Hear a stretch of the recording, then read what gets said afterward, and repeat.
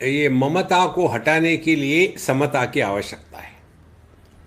तो जिसके जीवन में ममता का प्राधान्य है, वहाँ भेदभाव, तेरा तेरा, मेरा, मैं बड़ा अच्छा तू खराब, इसी में पूरा जीवन नष्ट हो जाता है।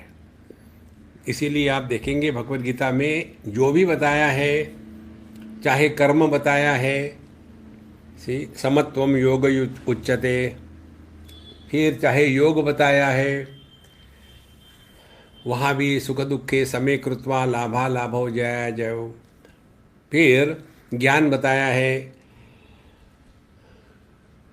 शुनि चैव स्वपाके च पंडिता समदर्शिनः, समत्व को ही परमात्मा कहा है, निर्दोषम ही समम ब्रह्म तस्मात् ते ब्रह्मणि स्थिताः। और ये जो समत्व है ना, ये अपना स्वरूप है, हमको समत्व करना नहीं है, समत्व है। विषमता जो है वो हमने करी है।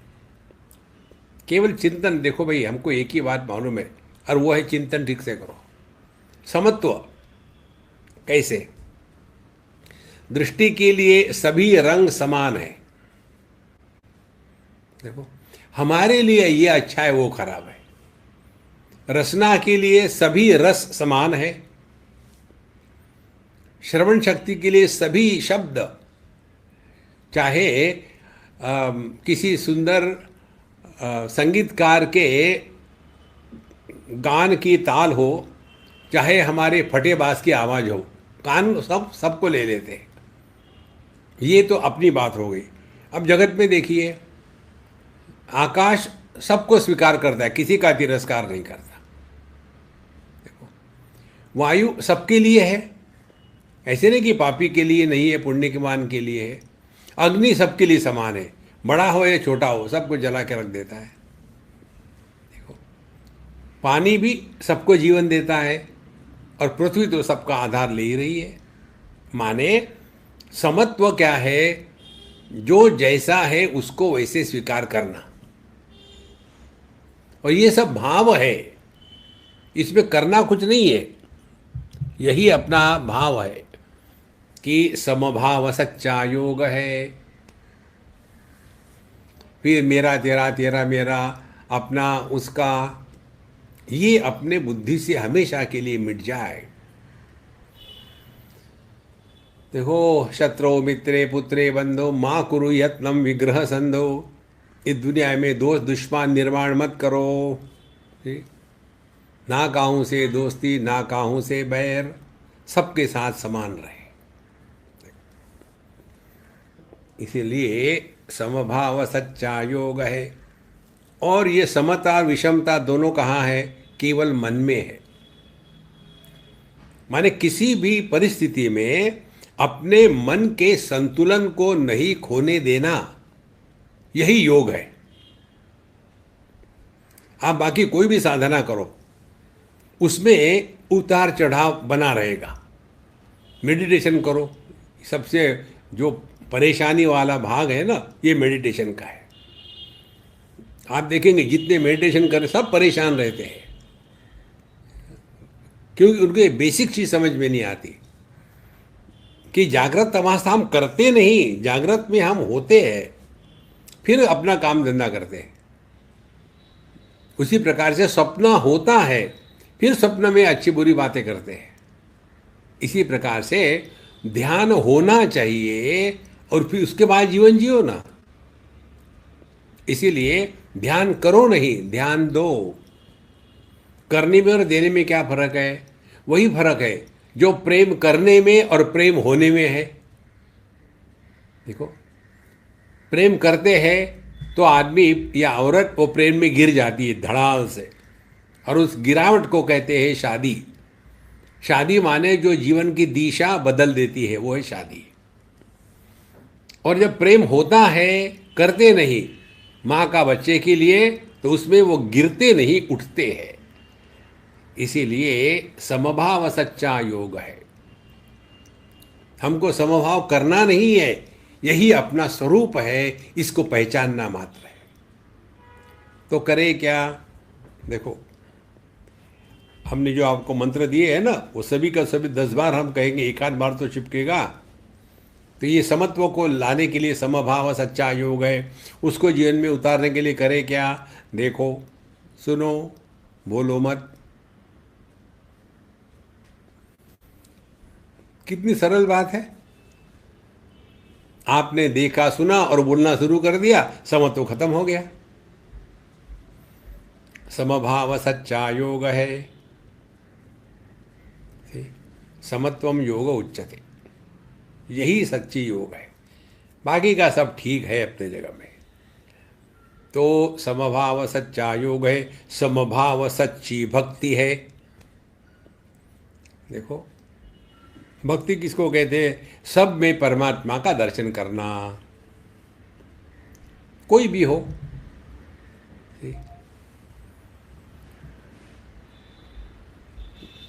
भगवत गीता में भगवान जो कहते हैं ना, शुनि चैव श्वपाके च पंडिता समदर्शिना, विद्या विनय संपन्ने ब्राह्मणे गवि हस्तिनी।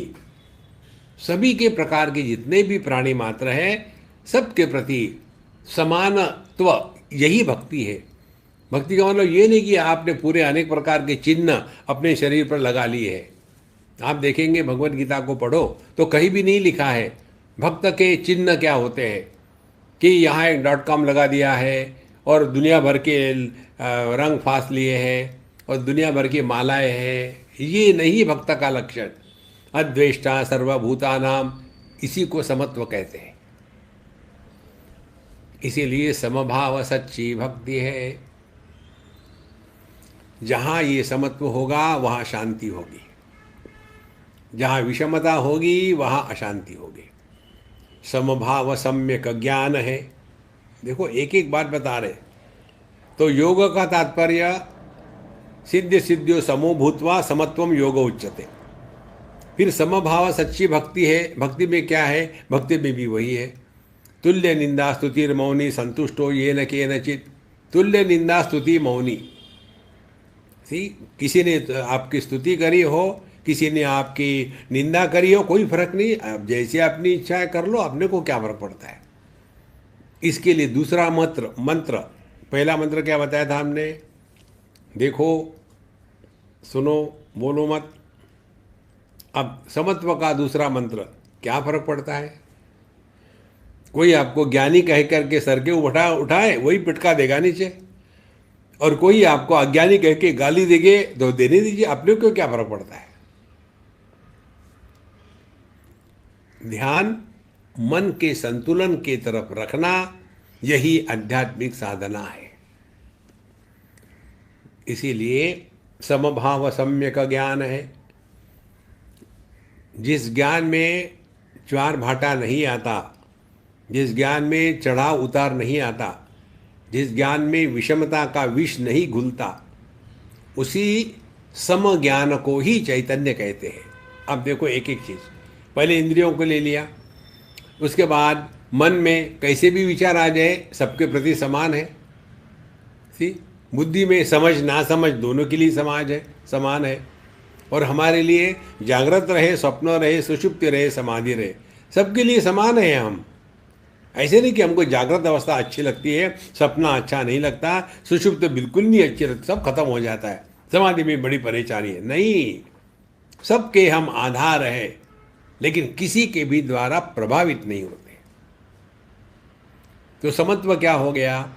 समत्व वह है जहाँ हमारे जीवन का संतुलन बना रहता है।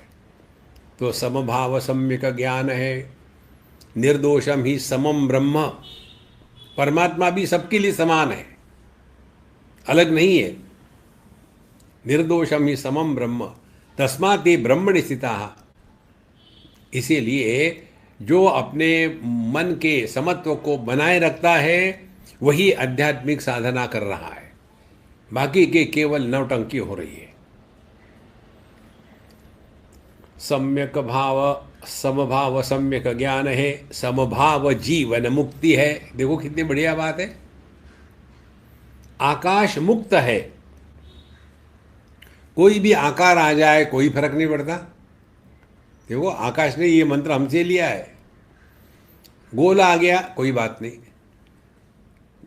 लंबा आ गया कोई बात नहीं, तिकोना आ गया कोई बात नहीं, क्या फर्क पड़ता है?